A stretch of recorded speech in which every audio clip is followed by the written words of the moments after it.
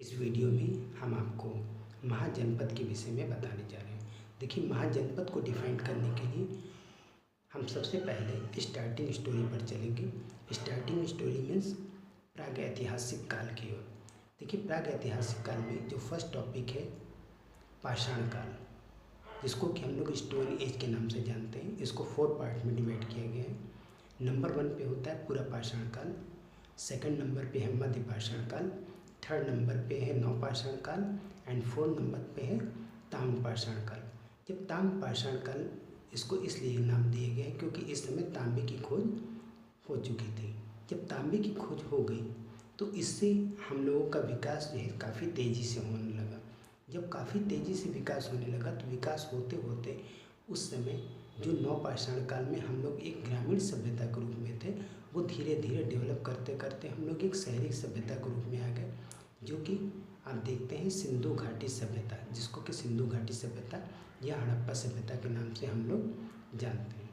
फिर बाद में लार्ज स्केल में बाढ़ आने की वजह से या महामारी की वजह से या किसी भी रीजन से ये सभ्यता जो है समाप्त हो गई। जब ये सभ्यता समाप्त हो गई तो लगभग 250 वर्षों की गैपिंग के बाद यदि आप बुक देखेंगे, बुक में ऊपर जहाँ पर ये टॉपिक लिखा रहता तो ऊपर ही उस पर सन पड़ा रहता है, शताब्दी पड़ी रहती है, उसमें ईयर पड़ा रहता है। तो आप वहाँ देखेंगे उससे और नई सभ्यता जो स्टार्ट हुई उससे दोनों के बीच की गैपिंग देखेंगे, लगभग 250 वर्षों की गैपिंग है। तो जब नई सभ्यता स्टार्ट हुई, जिसको कि हम लोग वैदिक काल कहते हैं, तो वैदिक काल में भी जो स्टार्टिंग सभ्यता थी वो एक ग्रामीण सभ्यता थी। बाद में डेवलप होते होते हम लोग एक सिटी के रूप में आ गए। जब सिटी के रूप में आ गए तो वहाँ से स्टार्ट होता है महाजनपद की प्रक्रिया। अब हम आपको यहाँ पर डिफाइन करेंगे कि यहाँ पर डिफाइन करेंगे कि महाजनपद क्या है। देखिए, शुरू में जिस समय सभ्यता की शुरुआत हुई तो लोग आपस में एक ग्रुप बना करके रहना शुरू किए। जब लोग आपस में ग्रुप बना करके रहना शुरू किए तो उसको कहा जाता था कबीला। यही कबीला जब आगे थोड़ा सा और डेवलप हुआ, सबकी अपनी सेपरेट फैमिली हो गई, सब लोग अपने अपने तरीके से रहना शुरू किए, अपना अपना निजी निवास बना लिया। तो एक चूँकि शुरू में एक ग्रामीण व्यवस्था ही थी, सब लोग गांव में एक जगह घर बना करके रहना शुरू किए। तो जो लोग एक जगह ग्रुप में घर बना करके रहना शुरू किए गए उसको कहा गया ग्राम। सबसे पहले हमने आपको बताया कबीला, सेकंड नंबर पे बताया ग्राम। तो ग्राम का उसमें से जैसे किसी प्रकार की कोई प्रॉब्लम हुई, कोई बात हुई, तो एक सभी लोग अपना एक मेन मेंबर डिसाइड कर लेते हैं कि चलिए गांव में मेन आदमी ये है, इनसे ही अपनी प्रॉब्लम कहें। तो इस तरीके से जो गांव का जो मेन मेंबर हुआ उसको आप मुखिया कह सकते हैं, और वैसे तो वैदिक काल में उसको ग्रामिक कहा गया है। ग्रामिक इसी तरीके से कई जगह गांव का अलग अलग ग्रुप बना। जब गांव के अलग अलग ग्रुप को मिला करके कहा गया जन, सारे ग्रुप को मिला करके कहा गया जन। देखिए, उससे हम आज के स्टेट की तुलना करते हुए चलें तो वो ज़्यादा अच्छा रहेगा।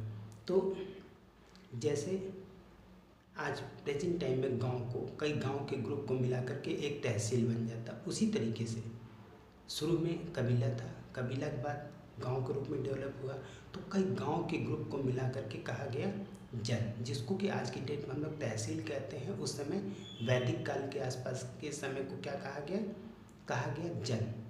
और जैसे हम लोगों के 3-4 तहसील को मिला करके एक ज़िला बन जाता, उसी तरीके से उस समय जन को 3 जन 4 जन मतलब इस तरीके से मिला करके जो एक ग्रुप बना उसको कहा गया जनपद, जिसको हम लोग ज़िला कहते हैं।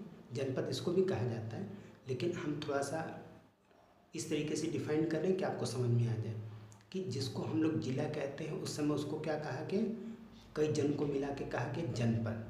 ठीक है। अब फिर हम लोग कई ज़िला मिला करके एक मेन कंट्रोलिंग ऑफिस बना होता है, जिसको कि कहा जाता है स्टेट। उसी तरीके से वहाँ पर कई जनपद मिला करके एक कंट्रोलिंग ऑफिस बनाया गया, उसको कहा गया जनपद, जिस चीज़ को हम लोग स्टेट कहते हैं उस चीज़ को वहाँ पे कहा गया वैदिक काल में महाजनपद।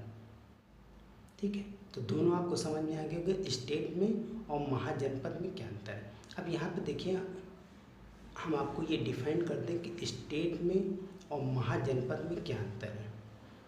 देखिए, महाजनपद एक तरीके से सेल्फ की वो कंट्री थी, माना वो अखंड भारत के अंदर थी, लेकिन जो महाजनपद था वो एक तरीके से सेल्फ की कंट्री ही थी।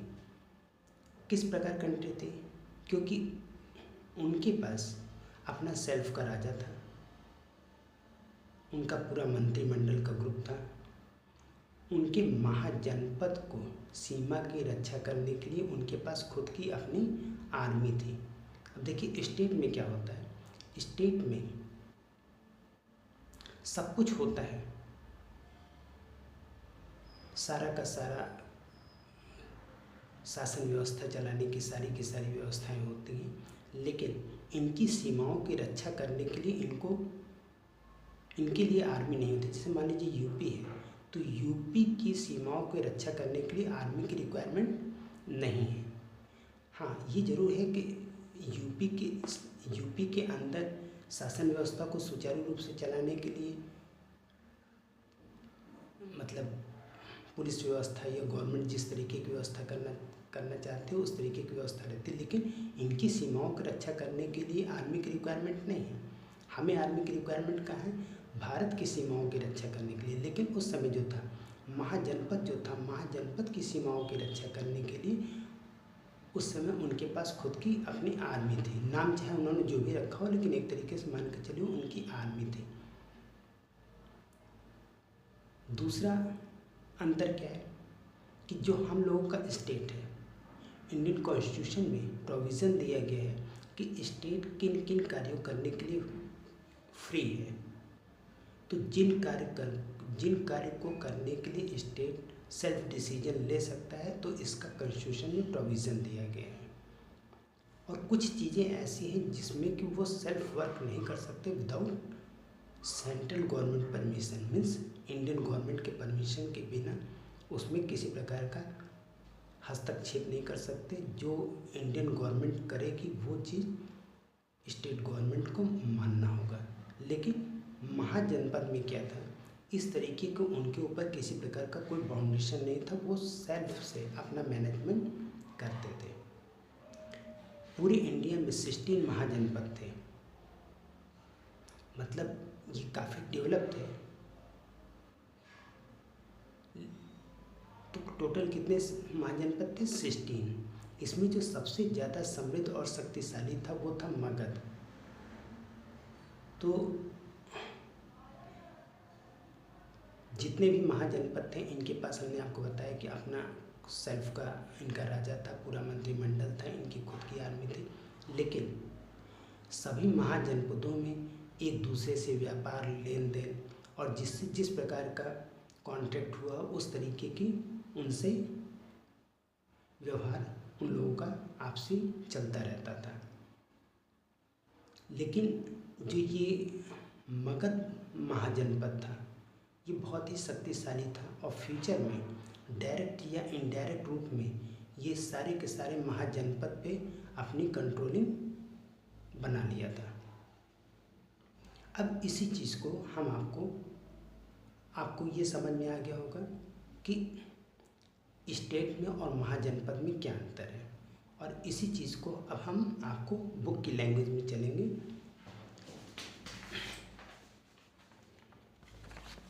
देखिए बुक में क्या लिखा हुआ,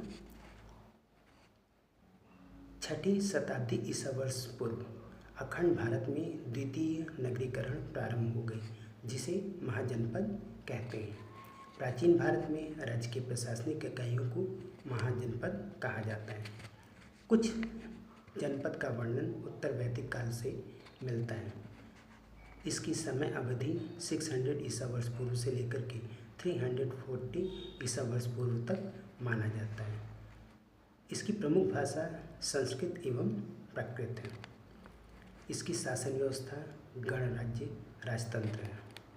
इस समय पूर्वी उत्तर प्रदेश एवं पश्चिम बिहार में लोहे के व्यापक प्रयोग होने से बड़े बड़े प्रादेशिक या जनपद राज्यों के निर्माण के लिए उपयुक्त परिस्थिति बन गई।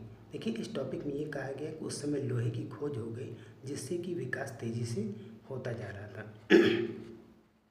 लोहे के हथियार के कारण योद्धा वर्ग महत्वपूर्ण भूमिका निभा रहे थे, खेती के नए औजार बन रहे थे और इससे किसानों को काफ़ी फ़ायदा हो रहा था, उनकी खेती में काफ़ी डेवलपमेंट हुआ था। लोगों की प्रबल निष्ठा, जो कि शुरू में कबीले के प्रति थी, बाद में ग्रामीण के प्रति उनकी निष्ठा थी, उसके बाद वो जन के बाद से जनपद में, उसके बाद फिर वो महाजनपद में कन्वर्ट हो गई। मतलब जिस तरीके से हम लोग किसी भी कार्य करने के लिए अगर हम लोग को डिपेंड रहना पड़ता है, तो वो हम लोग ये देखते हैं कि हाँ, गवर्नमेंट जो चाहेगी वो डिसीजन लेगी। उसी तरीके से उस समय के लोग भी इस चीज़ को समझ लिए थे कि अगर कोई भी डिसीजन होगा तो वो महाजनपद जो डिसीजन लेगा वही चीज़ मान्य होगा।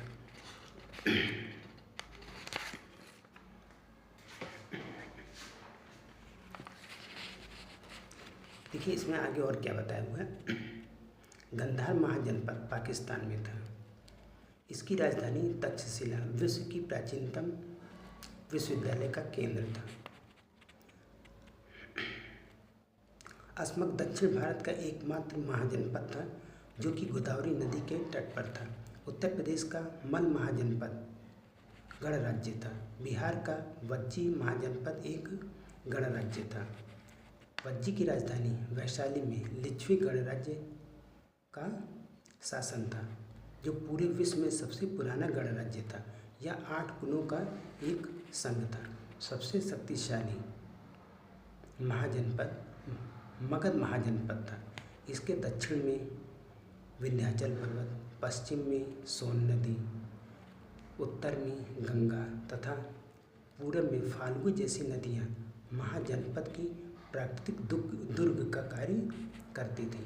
राजस्थान के मरुस्थलीय क्षेत्र में एकमात्र महाजनपद था जिसका नाम था मत्स्य। चंपा का प्राचीनतम नाम मालिनी था। महात्मा बुद्ध ने अपना सर्वाधिक उपदेश कौशल की राजधानी श्रावस्ती में दिए थे। मल की राजधानी कुशीनगर में महात्मा बुद्ध का महापरिनिर्वाण हुआ। महात्मा बुद्ध के समकालीन अवंती के शासक राजा चंद्रप्रद्योत थे।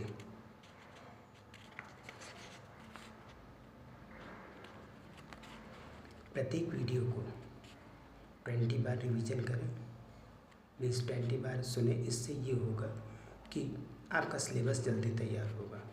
Thank you.